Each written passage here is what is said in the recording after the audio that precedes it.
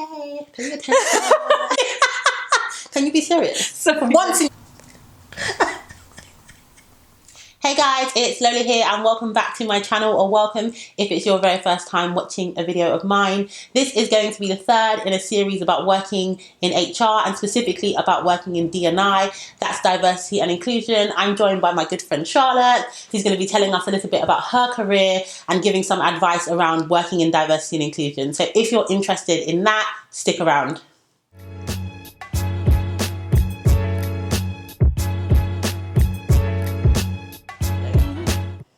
Charlotte, thank you so much for joining me today. Why don't we start by you telling me a little bit about, who you are and what you do? So I'm Senior D&I Manager at a large global law firm. So I've been there now, coming up to 2 years. Always worked in professional services, so whether that's sort of within more of the finance sector or within legal. So my role, I guess, really broadly speaking, is all about ensuring that we attract, recruit, retain and progress a diverse pool of talent, that we create an inclusive environment where everyone feels valued and everyone can thrive, and that we proactively support the mental health of our people. So there's diversity and there's inclusion. Both are really important. What's the difference? And we can't. So it's a great question, Lola. Thanks for asking. So diversity is all about, the demographics of the individuals in the business, whether that's ethnicity, whether that's gender, whether that's your sexual orientation, and having a really great kind of mix of individuals from that sort of perspective. And then inclusion is, there's no point in having a really kind of healthy mix of individuals in a business if you're not creating an environment where those individuals can use their voices, where those individuals can thrive, where they can progress. And so it's so important that you have both parts, because likewise you could have a really inclusive environment because everyone's just the same and everyone gets on, and that's great, and decision making is really easy. No one challenges anyone because they all think the same. However, we're not benefiting from the diversity of people's perspectives and people's backgrounds and experiences, which is, from my view, and there's loads of areas of research are now telling us, that's what really that's what businesses really benefit from. Well, how about you tell us a little bit about how you got into diversity and inclusion? I already know. But for the benefit of those watching, it's a great story. It was me. I did it. Emphasis on the me part. Yes. Welcome to my channel. So straight out of university, I think I had a year off before I started work. I applied and was successful in securing a role in one of the big four accounting firms, and specifically within tax, which is where we work together. It's the same team. We joined on the same day. It's really weird telling you this because we started on the same day. What a great day that was. And I can't remember. I think I must have done that for about probably 4 or 5 years. So on their sort of scheme where they train you up, and you do, in these sort of organisations, you do just get fantastic training and support around that to just learn a completely new skill. And I was always quite interested. My education background is in law, so I studied law. I did a vacation scheme, and I also did my LPC, which is... And there's lots of crossover between tax and legal, yeah. Exactly, and it was on my LPC that I realised I liked tax. I knew which lots of people are like, really? But, I loved the numbers, sums, coming to answers. I loved all of those kind of things, yeah. So applied and had about 4 or 5 years working within tax. I actually had, just to, be really open, I think it was about 3 months off work. I had kind of really... I would say, on reflection, quite a severe mental health issue at the time, and sort of really impacted by some things going on in my personal life. So I ended up taking 3 months off. And I miss you in that time. That's what I needed to know. I miss you when you were off. So glad to know I was valued. But I think it really made me reflect on, what am I doing? Like, it was, you'll know, it was really long hours. It wasn't tough, I don't think. I think I can only speak for myself, but I think we're more than up for the intellectual challenge of it. But I think... Me too. Yeah. I think we had... for myself, but yeah. I think we had that covered. But I think it was just it was a tough environment, and it was really long hours. It was quite relentless, and I think I just was a bit like, why? Like I was not getting any sense of purpose.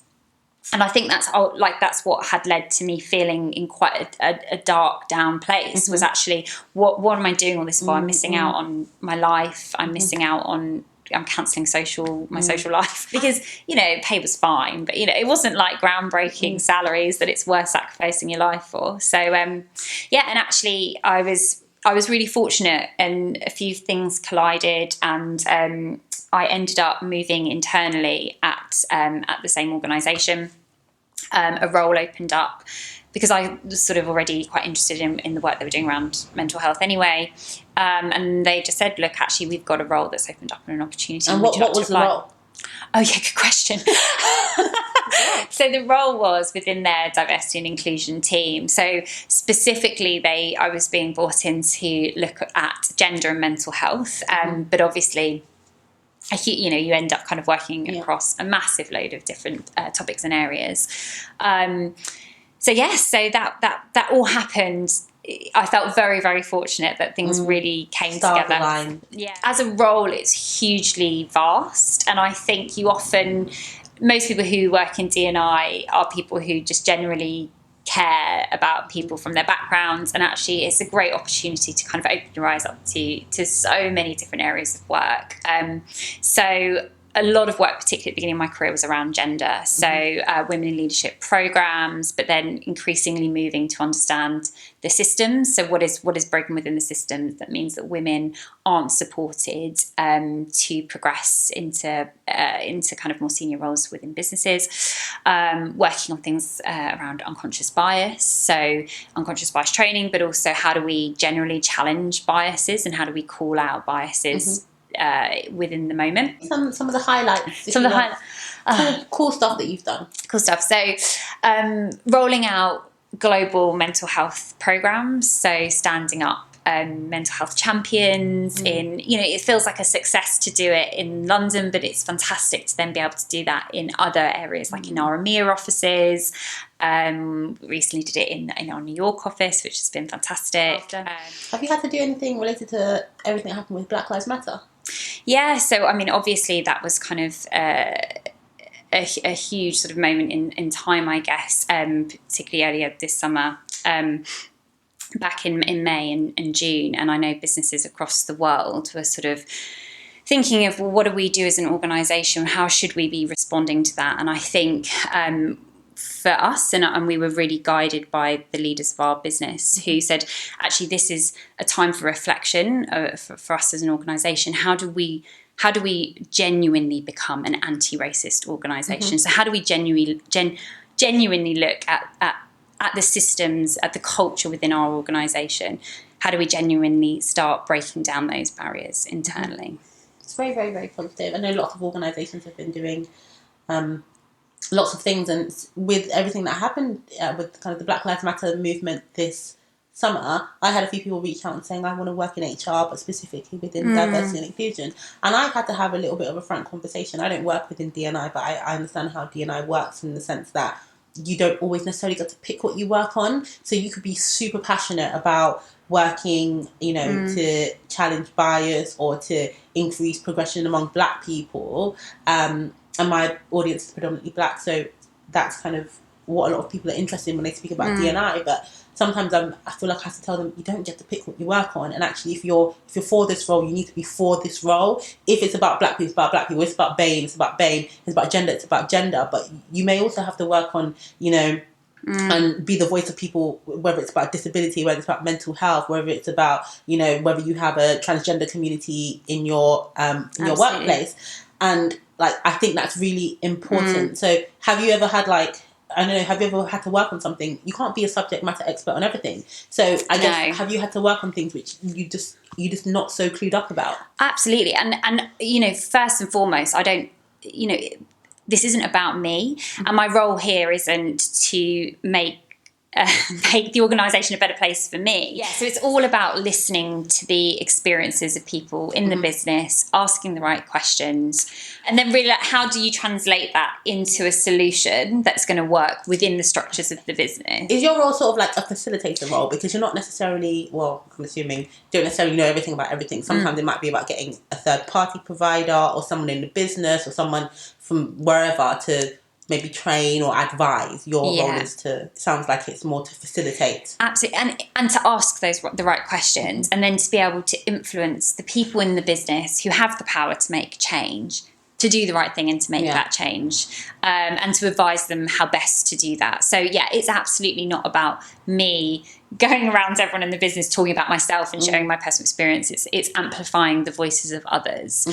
You know, people will get into the role and kind of have their natural affinities, but I've been doing this for a number of years. Yeah, because we all have our own personal experiences and stuff like that, which will drive us to do something. Why, yeah, exactly. And that's maybe why you'd be interested. But actually, I've personally found it's so rewarding actually to advocate for a group with which you don't identify. And I think that's a really important part of my role personally. It seems like such an important role. Do you know what I mean? Like a lot of responsibility to make sure that even if you are amplifying the voices, you're amplifying like them in the right way. Absolutely, yeah. And what's the most challenging part of the role? Or what part, and sometimes it's the same, but what part do you enjoy least? Do I enjoy least? Oh my goodness. I should know the answer to this, like off the back of my hand. Love your job. I just love everything. What is most challenging? I think because you get into this job to be passionate. No, not to be passionate, because you are passionate. That it sometimes, like, if what you propose or you recommend or or you see to be the right thing, if that isn't what's taken forward, I think there's like an additional personal feeling towards that, and you're getting involved with the lives of people and the personal lives of people. And you know, I have had so many sleepless nights just sort of thinking about, gosh, did I do the right thing by that person? Did I do enough for that person or that group of people? So I think it can be like a very sort of, it can lay heavy on you, I think. How personal it can feel, actually. That's probably the best part about the job. This is the next question. Yeah. Excellent segue. Sometimes you feel like it's a bit of an honour to do this job because, just because the fact that I get to do this every day full time, I get paid for this, I do feel like that's quite an honour. It is actually one of the better parts of like working in HR, because we had, for instance, the first episode that we had was someone who works in employee relations. And if you can imagine, sometimes, a lot of the time, you're on the opposite end of the spectrum. In the role you're doing, you're like, okay, how can I make this a better place for you to work? How can I make it more inclusive? How can I make you feel more represented? How can I do all these wonderful things which ultimately make this company and the world a better place? Whereas on the other side of HR, we were saying, you know, if you want to be everybody's friend, it's really difficult, because sometimes you have to give hard messages when you're doing stuff like disciplinaries, grievances, performance improvement, all of that other kind of stuff. It can get a little bit heavy. So what advice would you give to somebody who wanted to secure a role within D&I, both in terms of what to expect and also how to go about it? That's a really hard one to answer, because I came through such a random route, having worked in tax before. But I think actually that's probably quite typical for D&I. So I don't think there's no sort of prerequisite to the background that you have. And actually, I'm biased, but I personally think there's a real benefit to having other skill sets to bring to the role. This is what you said in your interview. Let me just find my interview notes. So actually having, our team's got loads of different backgrounds professionally. So there's quite a lot of benefits to that. So I don't actually think... So it sounds like a good thing. Like, it is, if you're not working in D&I at the moment and you don't necessarily have a background in something like that, there's no reason that you can't pursue a career. Yeah, totally. And it's still, I don't want to say new, but it is still relatively new. And actually the role is evolving. So I think just before I went into this role, it was all about equality, and it was all based around the Equality Act. And it was really just making sure you were kind of on the right side of the law in that respect. Whereas now it's really evolving to being far broader, and a lot of organisations drop diversity altogether, and it's all just about culture and inclusion. So yeah, I don't necessarily think there's sort of like a educational or qualification prerequisite for the role. I think that then just means you just need to be able to demonstrate how your skills so far will really benefit you. And what are those skills? That's a great question. Again, I mean, varies. I think you do have to have a certain level of resilience. I think, let's face it, like if you're working in a big corporation, corporations can sometimes be resistant to change. And those are typically the organisations which will have scope for a full D&I role. In the smaller organisations, someone might do it kind of side of desk or something like that. But not to have a whole role dedicated to D&I, you would have to be in an organisation of a certain size. Yeah, so I think you've got to have a good degree of resilience, because you're a change maker. You're trying to... You're being push a rock up a hill. Yes, I think you need to be prepared to be quite disruptive. So you need to be prepared to challenge regularly. So you've got to be prepared to say things that you know aren't going to land well necessarily with people, or aren't things people always want to hear. And I think, like, don't expect that it's about sort of planning events and things like that. There's very, very, very, I don't think I've planned very few events. Yeah, especially at this time. But I feel like D&I has really matured since I've been in this line of work, and it's really about looking at systems and processes, how we define talent, the language that we use, data, how we track what we pay people. But there is that sort of other side of it. The less sexy side.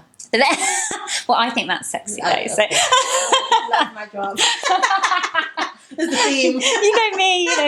If you are in a smaller organisation, like, there is lots of stuff that you can do. Right now, I think most businesses are fairly open to having discussions about what you can do from a D&I perspective. Yeah. You just have more scope. The leadership level is not so high, so you can be like, hey, can I do this? Can I run this program? Can I trial this? Can I do this survey? Can we start a mentoring program, even if it's just 6 people, whatever. Like I said, I don't think there's necessarily anything that's beneficial that you're coming from in terms of your background. I think it's all about how can I take what I have and really kind of apply it to this career that I want to pursue. So that's it, guys. That's everything we're going to cover in this episode on diversity and inclusion. Please do check out the other episodes. We've done one on employee relations and working in learning and development. Like, comment, subscribe, all that good stuff. You know I love it. Thank you very much for joining us today. It's been amazing. Charlotte has very kindly offered to answer some questions if anybody has any. So do drop them in the comment box, and I'll make sure to get back to you as soon as I can. Thank you.